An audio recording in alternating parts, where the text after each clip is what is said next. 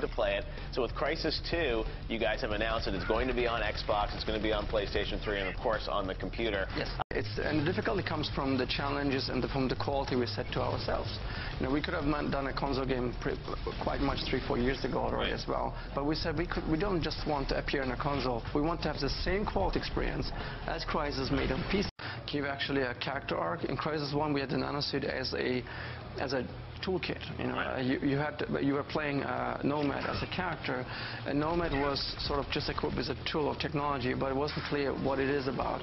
And with Crysis 2, I wanted to tell a story on an arc where the nanosuit transforms over time. The nanosuit has to offer. So do you have the same 4 powers people can use in Crysis 2? You have all the same powers that you had in Crysis 1. They're all there, but they're combined already together for you in certain ways. To run fast and jump, we put those together. That's on the base nanosuit by default. You still have the ability to cloak and you still have armor, but then even those are expanded further out to push the core away. So this is nanosuit. You know, beyond just stealth, when you're in stealth mode, there's a lot of things that support the way that you play. Extra nanosuit powers. One of the big things that we're doing in Crysis 2 that wasn't in Crysis 1 is we allow you to customize the nanosuit.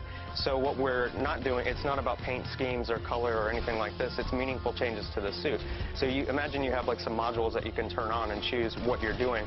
Much in the same way in Crysis 1 we allowed you to customize your weapon. You can do the same with the nanosuit. So if you want to play in a stealthy style, stream? Yeah, you can change on the fly. So what we think players will be doing when they use the nanosuit this time around is they'll look at the gaming landscape, you know, the area that the enemies are in, and then much like in the original Crysis, how people would change, like put a grenade launcher on or change a scope or something like this to change their weapon, they'll look at the same problem and go, okay, well, how can I optimize the nanosuit to do the same thing? Play like a sneaky guy and sneak around and stab people in the back and play, you know, more like a ninja or a silent killer.